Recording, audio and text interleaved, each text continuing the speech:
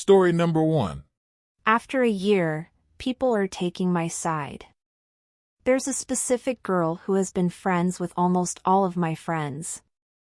We ended up in the same class, and she proceeded to make me absolutely miserable. She screamed at me for so many pointless things, and then did the exact same pointless things. The closest it got to physical was her grabbing onto my arm with her long-ass nails and clenching her hand hard. She was trying to get me to move backwards to talk to her or something. I yanked my arm away and ran ahead to class. The two worst incidents were the Uno one and the Chinatown one. I started an outing at Chinatown with friends, and against my better judgment, invited her. When I was talking to her, she started saying how she needed some kind of plan. Since I'm not an organized person, I asked her if she could lay out a plan and then we could with that. She did, and we were off.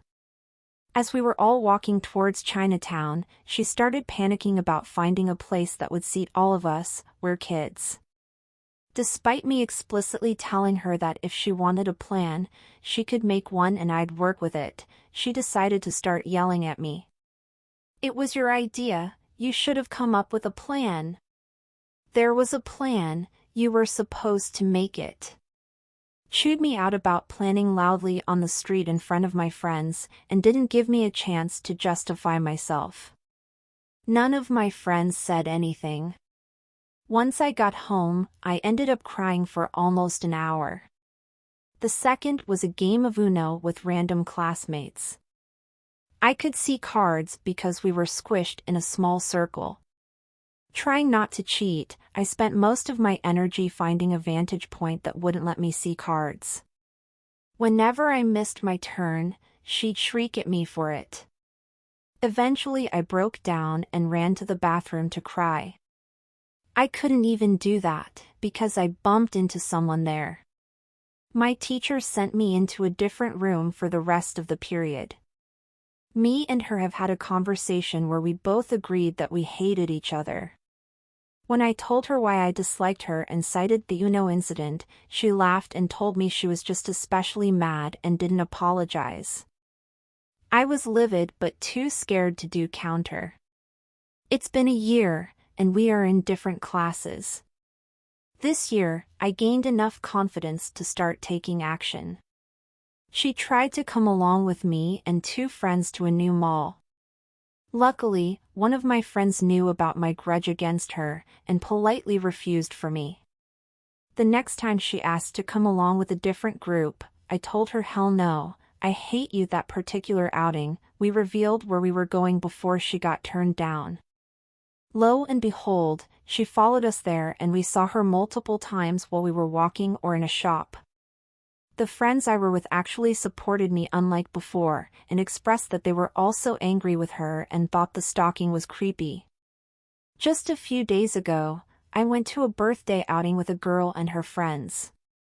She was invited, but asked to be invited before she was asked to come formally.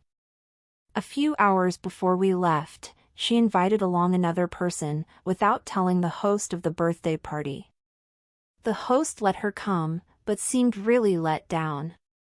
After they both left, I openly expressed my discontent about it, and talked a bit about my grudge because it came up in conversation. The host and another friend of mine both told me that they were mad at her for her treatment towards her. I've run the math in my head. She's been rude to most people who have approached her, so making new friends might be hard for her. Story number 1.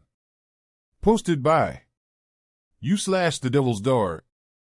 Knowing people. I have lived all over the world. When I got a small job bartending in a small town, it was no great money. I got used to the people. Management was a joke. They both front end and back end thought they could have extra money that the company would never find out. What is with greedy people pretending to be good, help a community out? You know the type, free backpacks, help the cancer victims out, yet after their big cancer fundraising, take a huge vacation.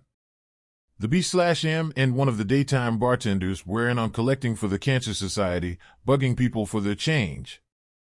I myself never collected. Sometimes that was my tip. I help out by going on their website. D/B would put her collection for the Cancer Society next to my tip cup. There's a camera next to the tip cups. B/M and D/B had that put in to make sure no one stole.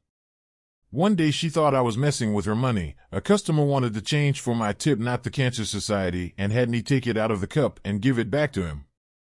He thought D/B was not using it right. The next day, blurbled, fat, D/B yelled, "Don't ever mess with my money." "Oh, I thought your money." So I went on my revenge. I knew she was having a huge Cancer Society party in a couple of weeks, so I contacted a good friend of mine from afar that comes to my neck of the woods every so often. I'm about an hour and a half from a huge popular city. I wanted my friend to get it all on tape, what she made from the Cancer Society, and have them know. I will call my friend Rob. He was so happy to get that thieving S.O.B in trouble. His mom had cancer, and being that she got help from the Cancer Society. Rob looks like the typical Europe man in a Hollywood movie, tall, dark hair, great dresser, and that accent. I always called him James Bond. The day was set. It was an early birthday present for me just before summer. Rob is at the party just hanging out. He had put some money towards the silent auction. Then, like a magnet, D/B came up to him with her boyfriend who looked more like her father. Rob could not avoid her. Let's be honest, there are two reasons. I asked him. Number one, he's a magnet for people. Number two, people seem to give him information. D/B gushed, "Oh, hi, I'm bloodless. Where you from?" Rob smiled, "I'm from everywhere. How is the funds coming in?" Blurbless gushed, "Very well. In a 3-month time I have collected $50,000. Rob got it all recorded with his hidden speaker. He called me to tell me. I'm so excited. She told me what I needed to know. Rob had friends who were connected with that Cancer Society and found out she only sent 5 to 10% of what she raised. They are investigating. That takes time. Rob did say some people boast they collected more than they actually get. I also said the average D/B only makes $400 a week. How can she afford a new car and 3 vacations or more a year? D/B now owns a store. She was told she couldn't ask for a charity at work no more. Rob gave me an update that soon charity events will be all digital and go directly into that cancer funds, especially for her. They are still looking to the matter. Thanks for watching.